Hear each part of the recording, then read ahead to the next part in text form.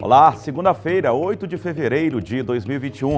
O Bom Dia Maranhão está começando agora e vamos a alguns dos destaques desta edição. Mesmo em meio à pandemia, Maranhão apresenta bom desempenho na geração de empregos. Microempresas foram responsáveis por 80% dos empregos formais. Mais doses de vacina contra a Covid-19 chegam ao Maranhão. Coletas de sangue externas ajudam a equilibrar o estoque de bolsas, mas situação ainda é considerada crítica para alguns tipos de sangue. Corrente pelo conhecimento. Projeto leva leitura para pessoas dentro do transporte coletivo em São Luís. Fique ligado na TV Difusora e tenha um bom dia, Maranhão.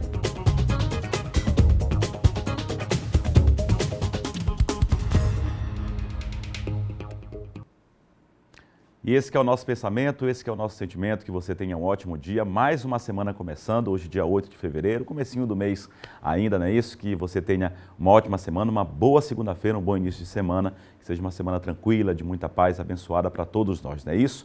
E repleta aí de boas notícias, a gente trazendo muita informação para você que nos acompanha logo cedinho, a partir das 7 horas da manhã, aqui com o Bom Dia Maranhão, na capital São Luís, na região metropolitana e em todo o estado do Maranhão, agradecendo também a sua companhia, a você que nos acompanha também pelas redes sociais. E a gente começa a semana, a edição de hoje, falando como é que está o trânsito, né? Você, segunda-feira, não quer se estressar logo no início da semana, quer saber como é que está o trânsito aqui na capital, a gente mostra pontos importantes aqui da capital São Luís para você que nos acompanha. Começando por uma avenida complicada, né? A Jerônimo de Albuquerque, que é uma das maiores avenidas aqui da capital São Luís, que já amanhece, como você pode acompanhar nas imagens, com trânsito intenso nas duas vias, né? Sem nenhum tipo aí de imprevisto. Felizmente aí as pessoas não vão ter nenhum tipo de problema, apenas o trânsito já, né? O fluxo de veículos já intenso nessa que é uma das principais avenidas. É um dos principais corredores aqui da capital maranhense, Jerônimo de Albuquerque, nos dois sentidos, trânsito bem intenso neste início de semana, nesta segunda-feira. A gente segue agora para outro ponto. Essa câmera está localizada ali na altura do bairro do Angelina, nas proximidades do Bequimão, no antigo Roque Santeiro. A gente segue para outro importante corredor aqui da capital São Luís, a Avenida dos Franceses, também com trânsito intenso, começando a semana com muita gente já saindo de casa desde cedinho, né? Você que nos acompanha também em casa para saber como é que está o trânsito nessas principais avenidas, pontos importantes aqui da capital São Luís. Está aí imagens ao vivo da Avenida dos Franceses neste momento, ali saindo as pessoas que saem do bairro do Anil, bairros mais distantes ali de São Luís, também ali de São Cristóvão, Santo Antônio, com destino na região central da cidade, mas ali ao fundo o elevado Alcione de Nazaré, trânsito já bem intenso, principalmente neste momento, nesta via, né, nesta mão, as pessoas que se dirigem à região central da cidade. Vamos para outro ponto ali nas proximidades do Centro de Saúde Genésio Rego, né, ali no bairro da Vila Palmeira. Outro ponto aqui da capital São Luís, essa bela imagem que você acompanha agora da Avenida Beira-Mar. Esse belo cenário, belo cartão postal de São Luís. Se não tivesse na pandemia, né, com certeza aí tudo já estaria decorado para o carnaval, mas não é o momento, né, de concentração, aglomeração de pessoas. O carnaval foi cancelado, claro, óbvio, por conta ainda da pandemia em que vivemos. No próximo ano, se Deus quiser, vai estar de volta. Mas neste momento aí, trânsito na Avenida Beira-Mar, bem tranquilo. Você aí contempla também essa bela imagem aqui da capital São Luís, trânsito bem tranquilo neste ponto da cidade, na região central de São Luís. Seguimos agora para o último ponto, essa prestação de serviço super importante, essa parceria que a gente tem com a Secretaria Municipal de Trânsito e Transportes da Central de Controle de Operações e Monitoramento da SMTT. Permanecemos aí na região central de São Luís, só que ali na descida da Rua das Cajazeiras, câmera localizada ali na Guaxinduba, as pessoas que vão no acesso ali a região mais central, o Centro Comercial de São Luís, Praça Deodoro, enfim, as pessoas também que sobem ali a Praça da Bíblia, com destino também ali ao Canto da Fabril e outros bairros, Monte Castelo, enfim, trânsito bem tranquilo neste momento também na região central de São Luís. Está aí então 4 pontos importantes da cidade, mostramos aqui para você essa prestação de serviço super importante. Você que está em casa, acorda conosco, toma café junto conosco, daqui a pouco vai sair de casa para resolver aí as suas demandas, os seus compromissos diários. A gente segue falando sobre trânsito, fazendo essa prestação de serviço para você, agora na segunda maior cidade do estado, no município de Imperatriz. Imagens ao vivo que você acompanha também neste momento da Avenida Getúlio Vargas, cruzamento entre as ruas Pará e Amazonas, também na região central de São Luís. Sinal vai fechar agora, as pessoas atravessando corretamente na faixa de pedestre na região central de Imperatriz. Só corrigindo então, região central de Imperatriz, segunda maior cidade do estado. A gente mostrou agora há pouco a região central de São Luís, ali na Rua das Cajazeiras. Aí imagens ao vivo da região central de Imperatriz, amanhecendo bem tranquila neste momento. Neste ponto de Imperatriz, a gente fazendo também, mostrando para vocês essa prestação de serviço super importante aqui na capital maranhense e também na segunda maior cidade do estado, Imperatriz, que também tem um fluxo, um trânsito muito grande. Quando se aproximar das 8 horas da manhã, certamente o trânsito vai ficar bem mais complicado e a gente pede sempre prudência e paciência. 7 horas e 5 minutos agora, a gente segue com o Bom Dia Maranhão. Após o trânsito, a gente começa o Bom Dia Maranhão agora trazendo notícias para vocês, muita informação e com uma boa notícia. As microempresas foram responsáveis pela abertura de mais de 80% dos empregos formais aqui no Maranhão em 2020, o que equivale a mais de 16 mil postos de trabalho, mesmo em meio à pandemia, um saldo positivo, segundo apontou o levantamento feito pela Junta Comercial do Maranhão. Foi em meio à pandemia que o Willamy e a Gervis decidiram empreender. Abriram uma barbearia. A aposta veio como uma esperança de dias melhores e acabou gerando renda para mais 3 funcionários. Bem, no começo da pandemia a gente viu a necessidade de ter uma renda. Tendo a insegurança de perder o nosso emprego, a gente necessitava ter uma renda extra, uma renda que pudesse nos assegurar durante esse momento tão inseguro. A ousadia desses microempresários tem impactado a economia maranhense. De acordo com um levantamento feito pela Junta Comercial aqui do estado, ao longo de 2020, o saldo de empregos gerados por esses negócios foi quase 3 vezes maior do que o gerado pelas médias e grandes empresas. Do saldo positivo de 19.753 empregos formais criados no ano passado no Maranhão, segundo o Cadastro Geral de Empregados e Desempregados do Ministério da Economia, 16.412 foram gerados por pequenos negócios. A cidade que mais empregou foi São Luís, seguida de Imperatriz e Timon.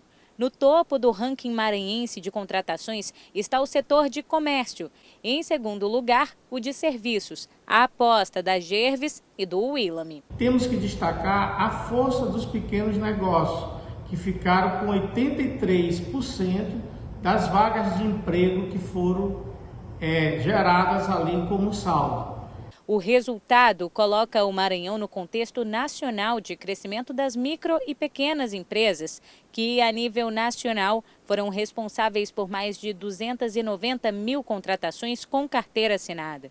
As ações do governo do estado, no sentido de incentivar, de fomentar a economia também, têm sido fundamentais, assim como o Plano Celso Furtado, que investiu quase 500 milhões de reais para que a economia fosse fomentada, gerando assim novas vagas de emprego. Vendo que o sonho deles agora impacta também a renda de outras famílias, a Gervis e o Willamy planejam o crescimento do negócio, tudo com cautela e diálogo. A gente conversa com a nossa funcionária, olha, a empresa está assim, assim, assado, a gente precisa reduzir isso, vamos trabalhar junto para melhorar essa situação e assim a empresa poder crescer. No diálogo, acaba que um entende o outro. Pois é, planejamento na vida é fundamental, não só do trabalho, mas na vida, para tudo, né? Isso, 7 horas e 8 minutos, e a gente fala muito de pandemia, e claro, é necessário lembrar da adoção das medidas sanitárias para conter o avanço da Covid, mas nós também não podemos esquecer de fazer a nossa parte para ajudar outras pessoas, pacientes acometidos por outras doenças, não só a Covid. Se fala muito da Covid, mas também tem outras doenças e pessoas precisando aí de ajuda, de colaboração. Eu estou falando de quem precisa de sangue. O estoque do Hemomar segue em baixa e a campanha para estimular a doação aqui em São Luís precisa ser contínua, inclusive contando com a ajuda de parceiros.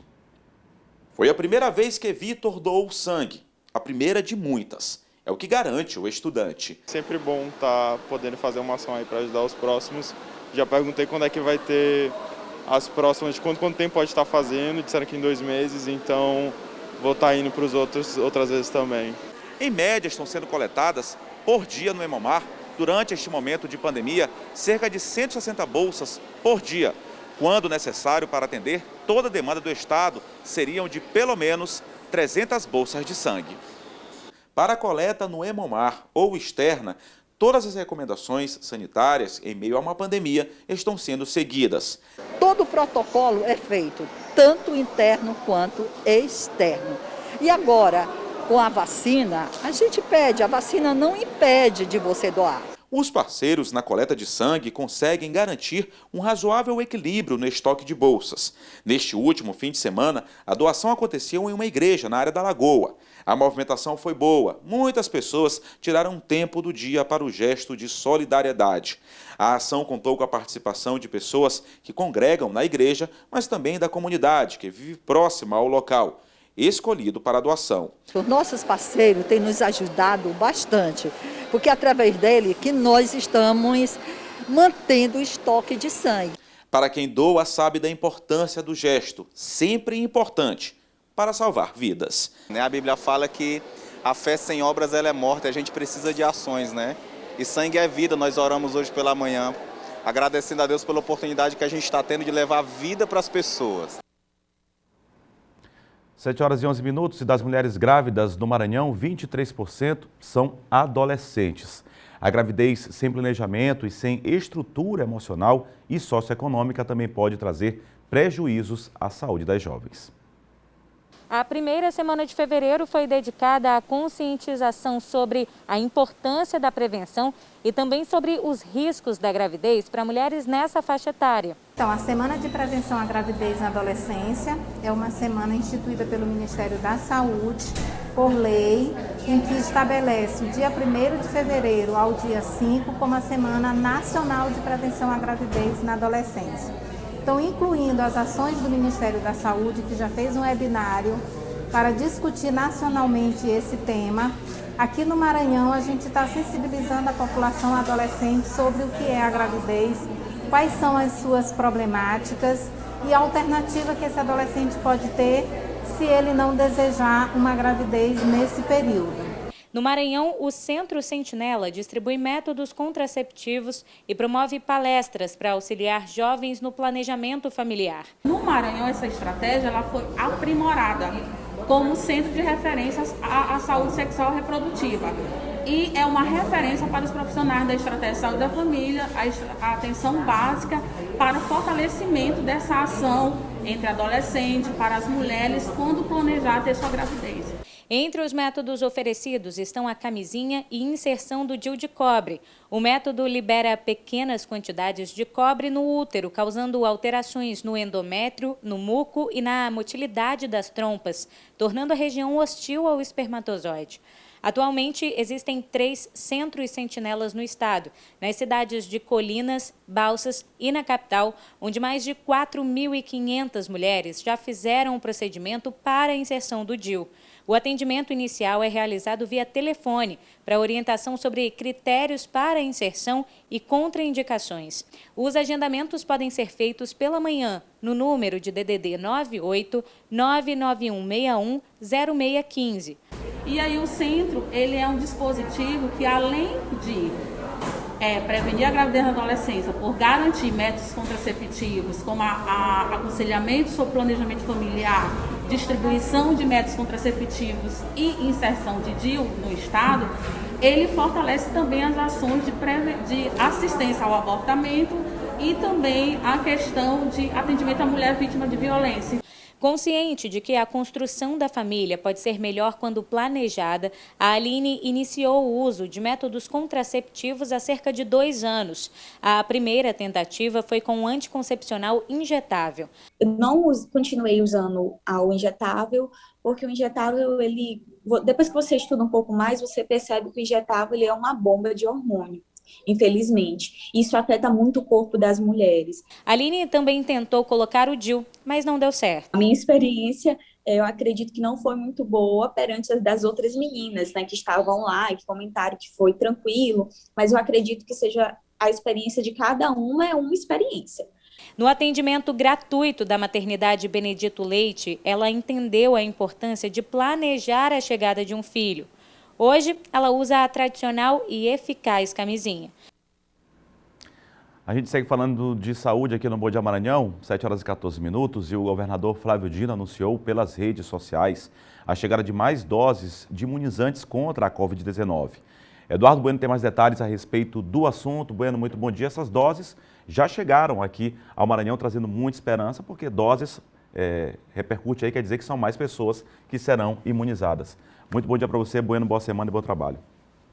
Pois é, Eduardo, é exatamente isso. Um ótimo dia para você, bom dia para todo mundo. Inclusive, nós recebemos o quantitativo de doses que chegaram ontem. É a vacina Coronavac, é a vacina desenvolvida pelo Instituto Butantan e também pelo laboratório chinês Sinovac. Foram 71.400 doses e, segundo a orientação do Ministério da Saúde, essas doses devem ser aplicadas em idosos acima de 90 anos. Eduardo, ontem também teve aí uma vacinação de pessoas que estão com câncer, pacientes oncológicos internados tanto no Hospital Adenor Abelo quanto no Hospital do Câncer aqui no Maranhão. Aconteceu neste final de semana, inclusive o próprio prefeito Eduardo Braide participou dessa imunização desses pacientes que estão internados por lá.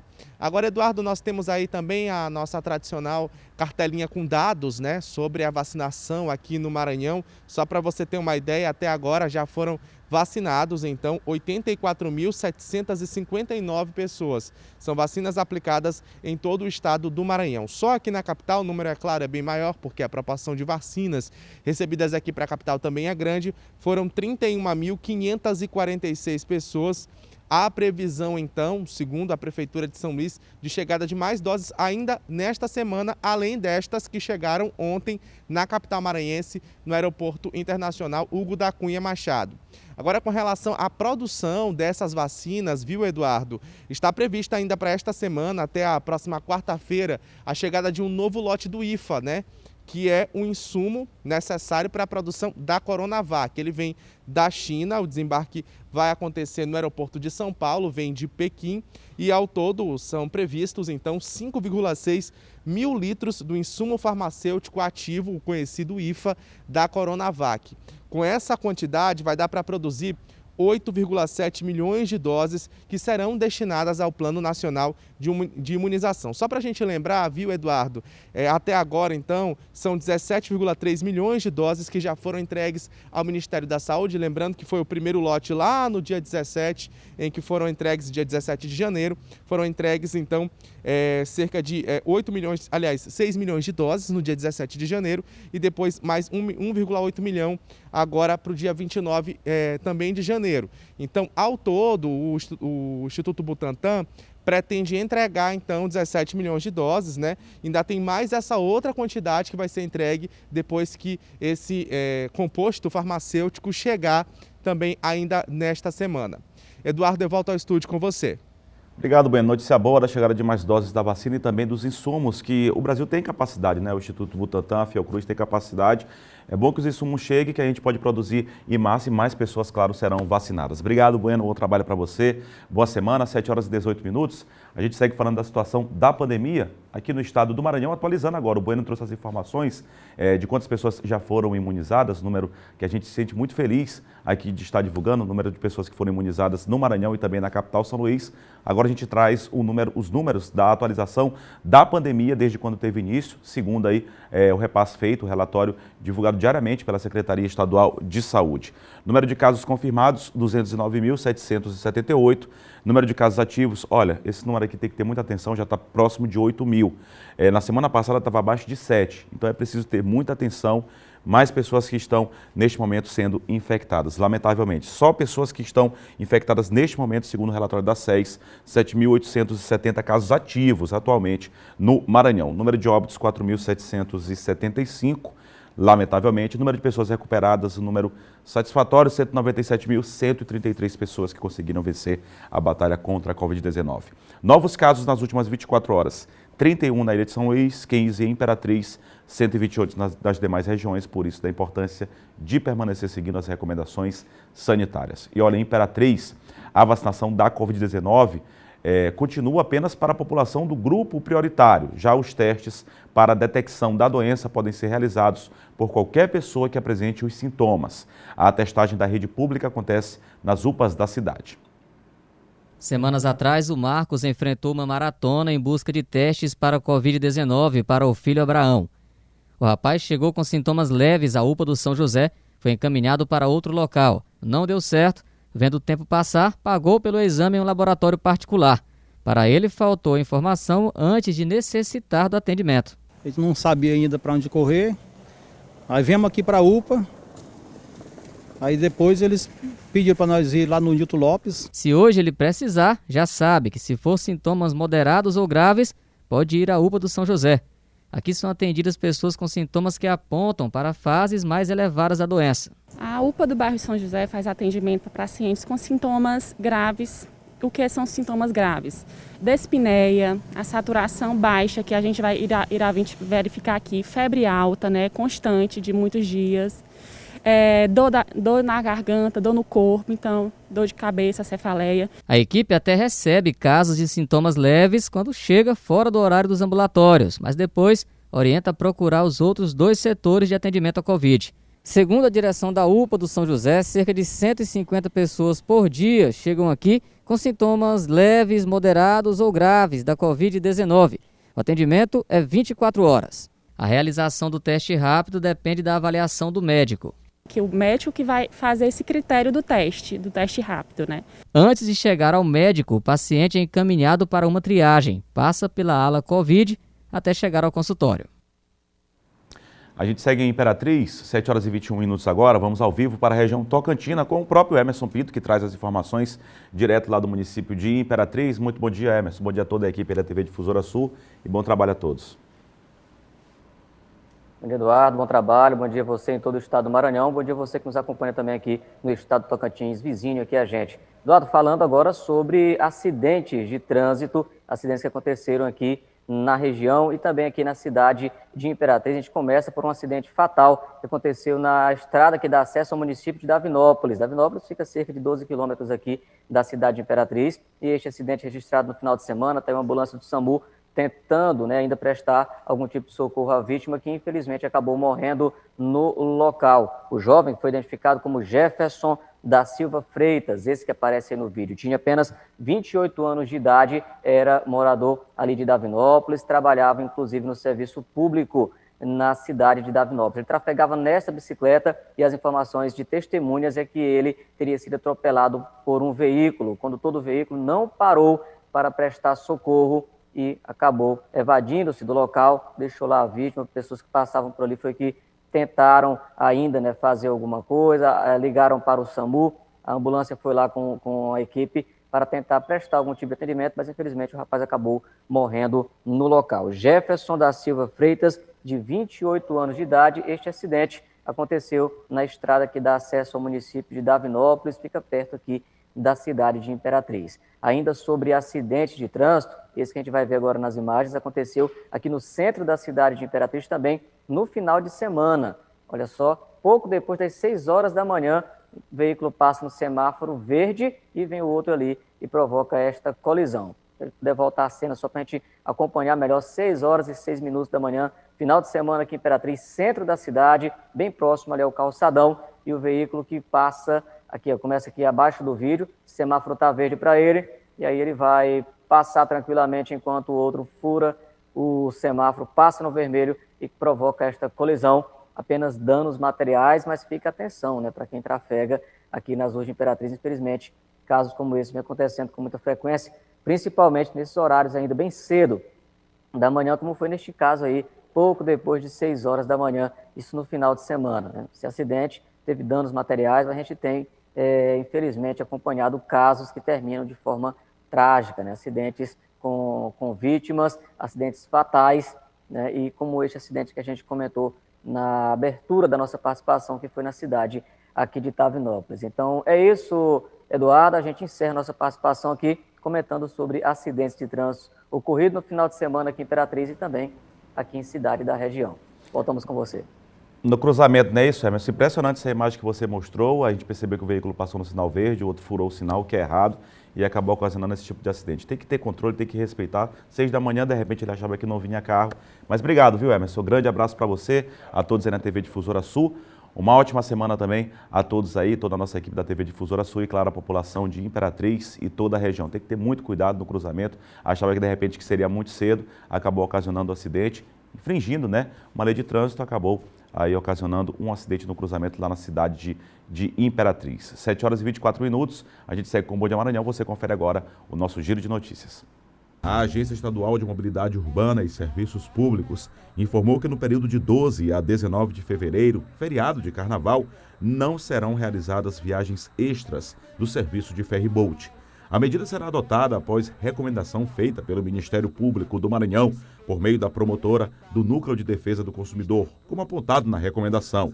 A MOB deverá realizar a suspensão das viagens extras pelas operadoras do Serviço de Transporte Aquaviário Intermunicipal de Ferry-boat no período carnavalesco do ano de 2021.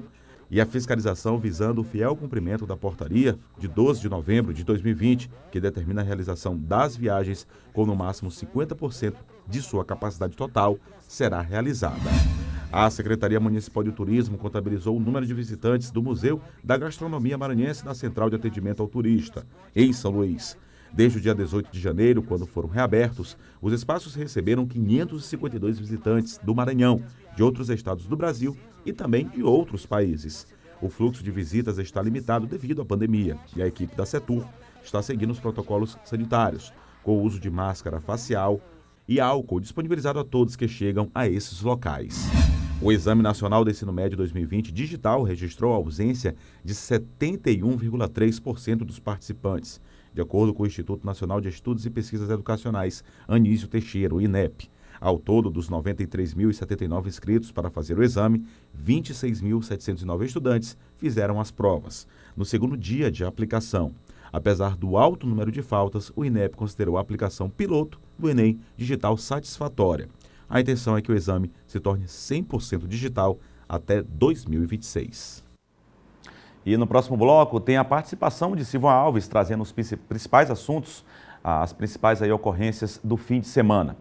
E mais, tem também aí a previsão do tempo para a capital São Luís e cidades no interior do estado. Agora 7 horas e 26 minutos, imagens ao vivo da Avenida Daniel de Latouche. A gente vai a um rápido intervalo, 7h27 agora. O Bom Dia Maranhão volta já.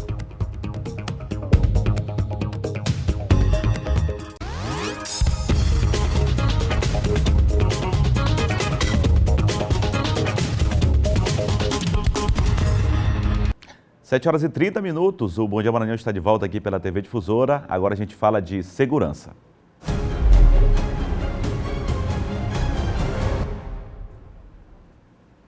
Já aqui comigo, Silvio Alves. Muito bom dia, Silvão. Bom dia, Eduardo. Bom dia a todos. Silvão, a gente está vindo de um fim de semana, muitas ocorrências policiais. A gente destaca aqui, lamentavelmente, infelizmente, um jovem que acabou morrendo. E foram muitos casos de afogamento no fim de semana, né, Silvão? Muitos casos de afogamento. Por pouco essa tragédia aí não seria maior, não é? Porque eram 3 adolescentes que estavam se afogando.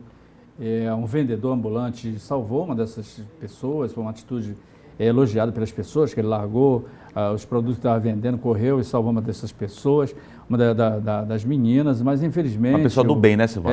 Infelizmente... Claro que a gente chama a atenção para as pessoas terem que saber nadar, para o pessoal saber socorro, tudo. A praia está sinalizada, tem salva-vidas e corpo de bombeiro.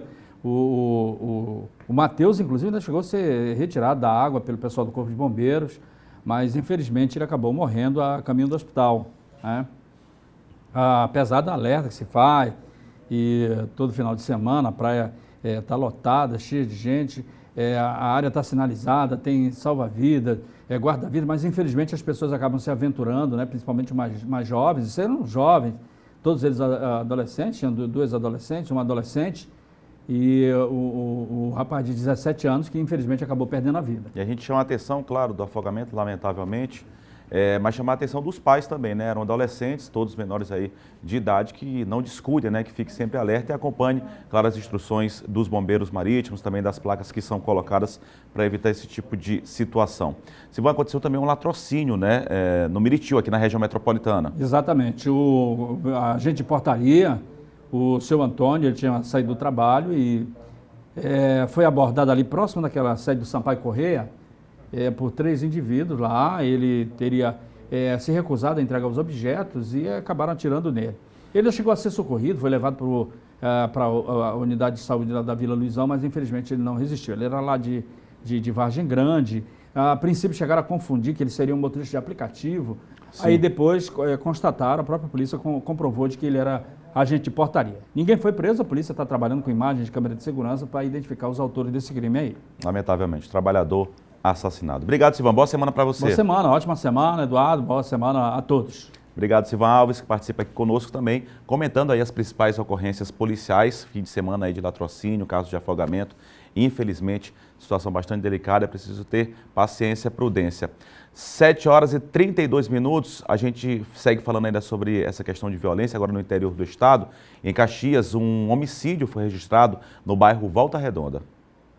Segundo informações colhidas pela equipe da Polícia Civil, Mazinho Barbosa de Carvalho, de 35 anos de idade, conduzia sua motocicleta neste trecho, na rua Cristino Gonçalves, bairro Volta Redonda, quando foi surpreendido por uma dupla também em uma motocicleta e executado a tiros. Lá, visivelmente, deu para perceber, receber um disparo na região de crânio, na parte occipital, no ombro, no meio da coluna cervical, um disparo no abdômen, um outro no ombro.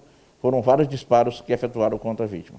A dupla fugiu em seguida do local. As investigações estão prosseguindo, haja vista que tem várias linhas de investigações para serem investigadas. Certo? O pessoal de campo estão na rua desde ontem à noite, certo? Colhendo mais informações, inclusive ver se conseguem ver filmagens. Certo? E logo, logo, a circunstância e a motivação e a circunstância do crime, bem como a autoria, será identificada. Com este foram registrados 2 homicídios em Caxias em menos de 48 horas. Na maioria dos casos recentes de execução, as vítimas ou os autores têm envolvimento no tráfico de drogas ou outros delitos. A gente segue ao vivo aqui com o Bom Dia Maranhão, a Raquel que trouxe a reportagem aí da violência lá no município de Caxias. A Raquel que participa agora ao vivo conosco, trazendo as principais informações da cidade de Caxias, também da região dos Cocais, já está aqui comigo. Muito bom dia, Raquel, bom dia a todos aí na equipe. Olá, bom dia, Eduardo, bom dia a todos. Isso mesmo, a gente acabou de ver na reportagem, né, a onda de homicídios em Caxias chama a atenção realmente e a polícia tem desempenhado o seu papel através da Operação Bairro Seguro. E falando em Polícia Militar, está previsto para amanhã, né, a passagem de comando do 2º Batalhão de Polícia Militar de Caxias, que abrange mais de 5 cidades da região, como Aldeias Altas, São João do Soter, Coelho Neto, Duque Bacelar e Afonso Cunha. Essa passagem de comando acontecerá amanhã, como eu já falei, pela manhã. O comandante atual é Major Daniel Krajeski, que permaneceu aí no cargo por 5 meses desde setembro. Quem assume o comando do 2º BPM agora, de acordo com a escolha do secretário de Segurança Pública, Jefferson Portela, é Major Ricardo Almeida, de 43 anos de idade, que há cerca de 4 anos é responsável pelo comando do município de Pedreiras. Major Ricardo possui 19 anos de carreira militar. E nesse interim, além de Pedreiras, também comandou o batalhão das cidades de Coroatá e Codó. E essa troca de comando está marcada para amanhã, às 9 horas da manhã. O ex-comandante Daniel Krajeski assume a partir de agora o policiamento de área do interior 4, que inclusive funciona aqui em Caxias.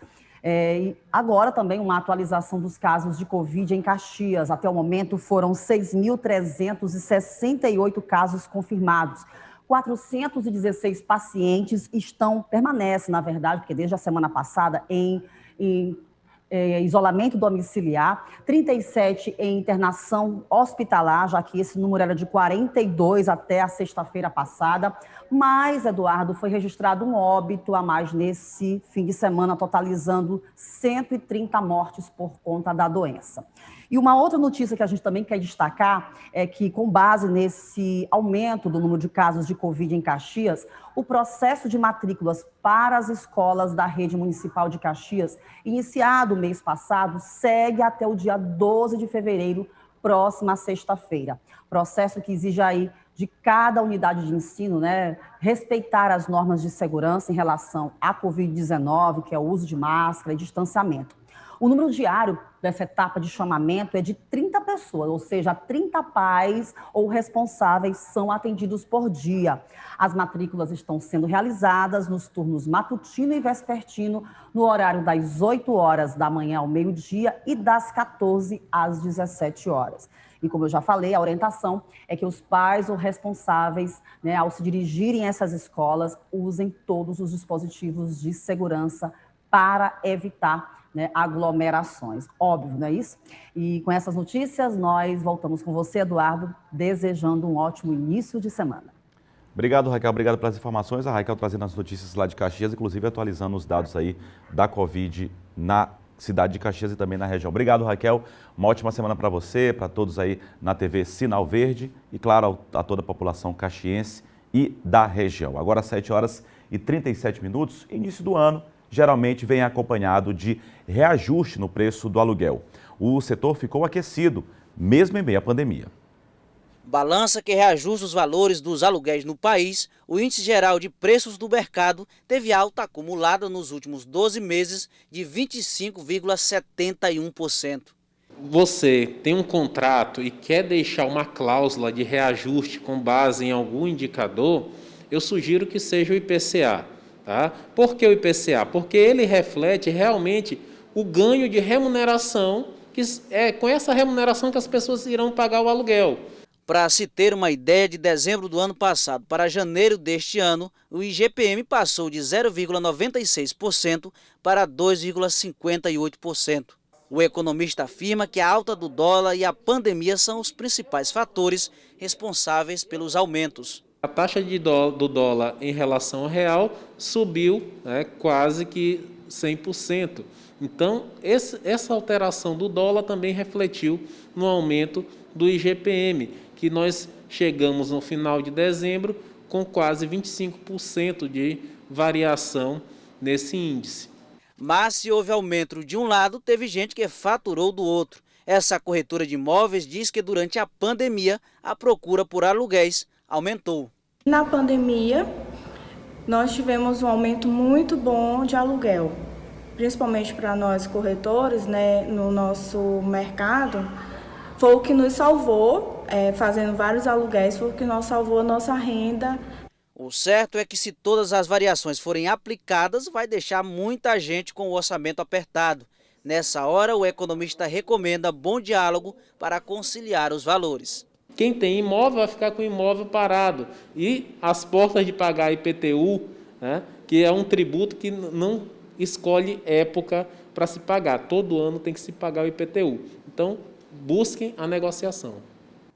Pois é, o diálogo sempre é muito importante. A gente falou começo de ano, né? Tem o IPTU, tem PVA, tem uns atributos aí por conta do período escolar, enfim, muitos gastos nesse início de ano. E foi o que a gente falou no início do jornal, nessa edição do Bom Dia Maranhão.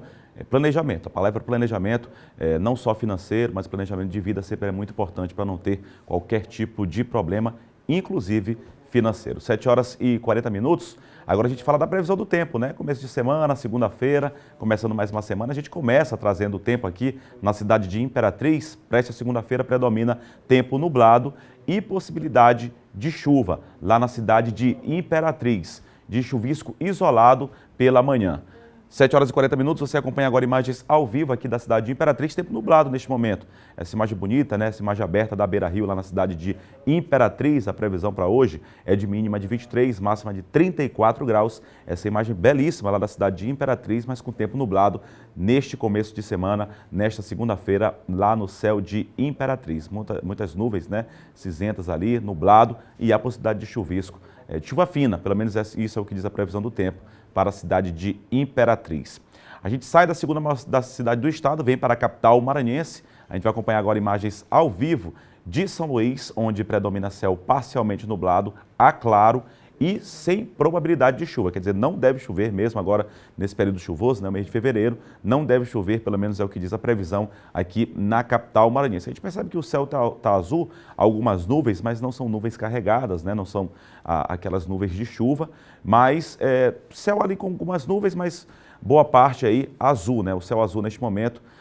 O sol já brilha aqui na capital maranhense neste início de semana, nesse começo de segunda-feira. A mínima é de 24, a máxima é de 34 graus para esse começo de semana aqui na capital São Luís.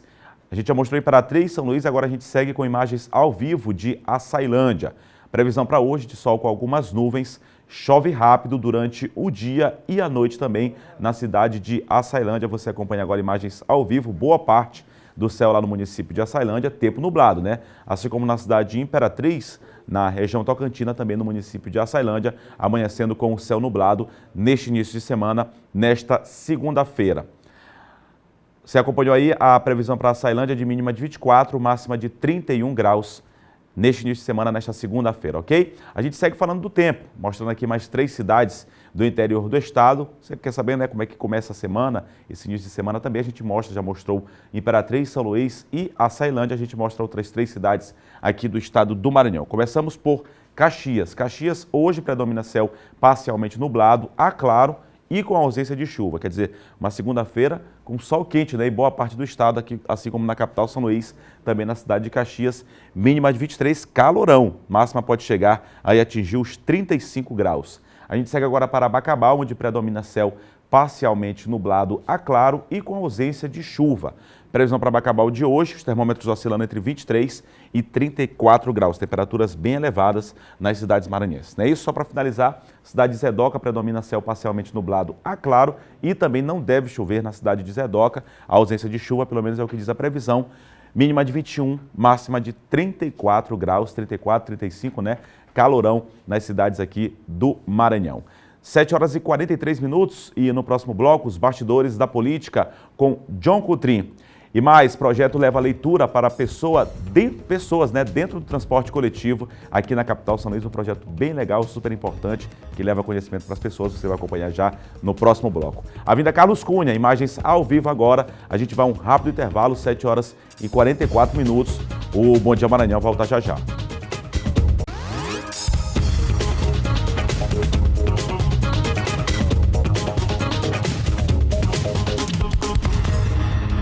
Sete horas e 47 minutos, o Bom Dia Maranhão está de volta, claro, agradecendo a sua companhia, o carinho da audiência, você que nos acompanha aqui na TV Difusora e também pelas redes sociais. Aqui no Bom Dia Maranhão, a gente fala agora de política.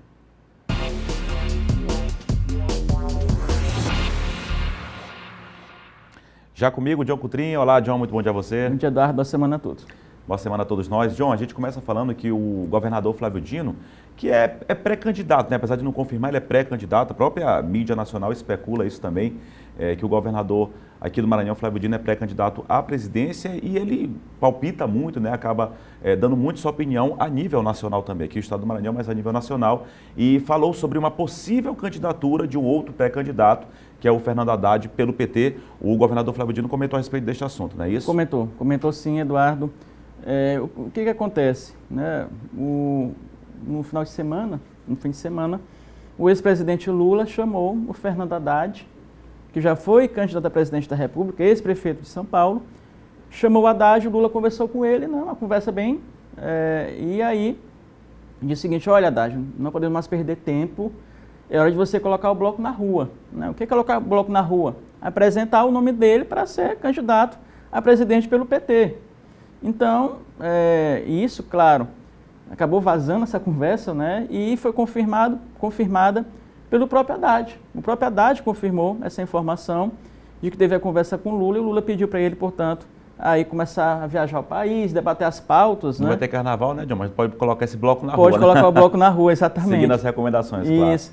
Então, debater o país, debater, por exemplo, o auxílio emergencial, essa série de pautas que estão aí em voga no país. E claro isso, não que o PT, não que o Haddad não possa ser candidato, mas parece que fugiu um pouquinho do combinado. Qual é o combinado dessa frente ampla, né, dessa frente progressista, aí, democrática, é que se discuta nomes mais na frente, né, se discuta nomes mais na frente. E aí quando o PT coloca o nome do Haddad, já agora, nesse momento, acaba gerando insatisfação, porque sai daquilo que é o combinado da unidade, pregar a unidade. Porque nesse campo, né, Eduardo, não é só o Haddad que é candidato, e nem só o PT que é o partido. Temos aí PDT com Ciro Gomes, temos aí o PCdoB com o próprio Flávio Dino, PSB, Rede, né, tem a Marina Silva também, não pode ser descartada, PSOL com Guilherme Boulos, são nomes aí que estão nesse campo discutindo aí, né, uma unidade para 2022. E quando se coloca isso, Sérgio, tem que ver também a questão de liderança. Exato. Hoje, algumas pesquisas apontam, por exemplo, o Lula, que, claro, foi ex-presidente, ainda tem nome, tem muito voto ainda no país, claro, da importância, mas tem também o desgaste. Tem muita gente que não vota no PT, que também tem o nome do Fernando Haddad, que já está um tanto desgastado. teve inclusive a derrota na última eleição, como você disse, no segundo turno para o presidente, atual presidente Jair Bolsonaro. Então, sempre quando a gente analisa, e os próprios políticos devem saber, são sabedores disso, quando a gente analisa, a gente tem que analisar também as pesquisas, quem aparece na frente das pesquisas, mas também tem que ver a questão da rejeição, né? O nível de desgaste dos próprios políticos e candidatos. Porque hoje o antipetismo ainda é muito forte no país. Sim. Há uma rejeição muito grande, né? A questão do antipetismo, você pega aí... Muita gente é favorável, mas também tem muita gente que é contra. Muita gente que é contra também. Então, isso acaba atrapalhando um pouco. E outra, o Lula, claro que ele quer ser candidato, mas ele sabe que ainda tem questões na justiça para enfrentar. Mesmo que haja aí um julgamento em que se declare a parcialidade do juiz Sérgio Moro naquele julgamento do triplex do Guarujá, mas tem um sítio de Atibaia, que já foi condenado em segunda instância, não é? Então, o Lula sabe que dificilmente terá condições, será ficha limpa para disputar uma candidatura. E a gente sabe, John, só lhe interrompendo mais uma vez, a gente sabe que uma coisa é o Lula ser candidato pelo PT, outra coisa é outro candidato, não só o Fernando Haddad, é outro candidato. Isso. Uma coisa é o Lula, outra coisa é outro candidato pelo PT, né? Exatamente. Então, e aí, é claro que isso gerou, portanto, essa certa divisão. A Frente Ampla já não deu certo. Não deu certo na Câmara, né? O DEM acabou implodindo essa frente ampla ali, não deu muito certo. E aí agora o PT acaba lançando o nome do Fernando Haddad. O governador Flávio Dino, e ninguém discorda de o PT ter candidatura própria. Todo partido tem direito de lançar o nome, óbvio, né? Tem direito. Mas que se discuta primeiro um projeto para o país, né? Se discuta projeto e não nomes. Então, eu acho o seguinte, o PT já deu o recado, olha, nós vamos lançar nomes, se quiser apoiar a gente apoia, se não quiser, não apoia. E eu creio que a outra frente deve lançar o Ciro Gomes como candidato. Né? O PDT lança o Ciro Gomes, que deve ter o apoio aí desses outros partidos, desses outros nomes. Seria uma outra, além da candidatura da Haddad pelo PT, seria um outro nome já posto, o Ciro Gomes, com viabilidade também nas pesquisas, como você falou, citou o critério de pesquisas. Então seria, portanto, o PDT teria já aí a possibilidade, né, com o Ciro Gomes, de ter o apoio do PSB, quem sabe do Democratas também. Uma frente ampla de oposição aí, Uma frente ampla muito forte, até da rede, desses outros partidos aí, em torno do Ciro Gomes. É bom lembrar, né, John, só rapidamente, antes de a gente entrar em outro assunto, que o Ciro, pelo menos segundo as pesquisas, era o único que aparecia ganhando, vencendo do Jair Bolsonaro, mesmo que apertado ali na eleição passada, mas acabou ficando em terceiro lugar ainda no primeiro turno. John, agora a política mais local aqui, o Josimar acabou lançando o nome dele aí como pré-candidato ao governo, não é isso? O Josimar acabou lançando o nome dele no final de semana, lá na cidade de Zedoca, né, que é administrada pela irmã dele, disse que é candidato a governador do Maranhão, mas eu, na minha avaliação, no meu entendimento, acredito que não, Eduardo. Eu acredito que Josimar Maranhãozinho não será candidato, assim como a Detinha não foi candidata a prefeita de São Luís. A gente sabe que faz parte do jogo político, né, faz parte do jogo político. O Josimar lançar o nome dele, diz que a Detinha, que hoje é deputada estadual, será candidata a deputada federal, e ele, que é deputado federal, será candidato a governador do Maranhão. Mas apenas faz parte de um enredo que já se repetiu na eleição de São Luís, quando o Josimar dizia que a Detinha seria candidata a prefeita, e quando nós, nas nossas avaliações, dizíamos que não, né? Ele dizia que era fake news da imprensa, que era perseguição dos adversários, e a Detinha, no final das contas, acabou não sendo candidata a prefeita de São Luís. E da mesma forma eu entendo que será o Josimar, né? Ele vai, claro, valorizar o nome dele, valorizar o partido, valorizar o cacife que ele tem, né? Algumas prefeituras que ele tem na mão, mas lá inclusive na frente... prefeituras que são comandadas por parentes, né, familiares. Exato. Né? Então, lá na frente, eu creio que ele deve, talvez, ser candidato a deputado estadual e apoiar um dos nomes, né, um desses candidatos a governador, o Carlos Brandão, o Everton, o Roberto Rocha, um desses nomes aí, que possíveis candidatos a governador. E isso, de certa forma, Eduardo, mostra o seguinte, porque o Josimar vinha aí sendo aliado, né, ao lado do Carlos Brandão, na eleição da Prefeitura de São Luís, com Duarte Júnior, né, o Josimar apoiou a candidatura dos republicanos, o candidato do Carlos Brandão, vice-governador. Na eleição da FAMEM, o Josimar apoiou também o Carlos Brandão, o candidato Carlos Brandão, que foi o prefeito Fábio Gentil de Caxias. Foram duas derrotas, né, E até se pensava, não, mas Josimar vai apoiar então o Carlos Brandão para o governo. Quando ele anunciou o nome dele, né, de certa forma já há, portanto, esse afastamento do Josimar do Carlos Brandão, o que enfraquece a ambos, né? De certa forma enfraquece a ambos e, de certa forma, acaba favorecendo os demais candidatos aí, e possibilidade de se colocarem como candidato a governador do Maranhão. John, obrigado pela sua participação, você está de volta amanhã aqui no Bom Dia Maranhão. Até amanhã. Obrigado, John Coutrinho, como você já sabe, participando conosco, falando aqui dos bastidores da política. A gente segue com o Bom Dia Maranhão e olha que projeto bacana. Uma professora aposentada, preocupada em propagar o conhecimento e estimular a leitura na população, teve a ideia, sabe de quê? Distribuir livros. E sabe aonde? No transporte público, é isso mesmo, dentro do ônibus coletivo. A ideia, claro, é abraçada por todos. O amor pelos livros vem da profissão. A professora sabe da importância de ler e propagar a leitura. Por isso, a Dona Maria do Socorro leva essa ideia para muita gente. Em 2019, veio a criação do projeto Leve, Leia, Doe. Um dia eu entrei no ônibus e olhei uma menina lendo. E a ideia veio de imediato. Até então não tinha o projeto ainda? Não tinha projeto, só veio a ideia. A ideia, quando eu olhei essa menina lendo no ônibus, eu disse, eu vou fazer um projeto para doar esse livro dentro do ônibus. Na mesma hora veio o nome do projeto, Leve e Leia.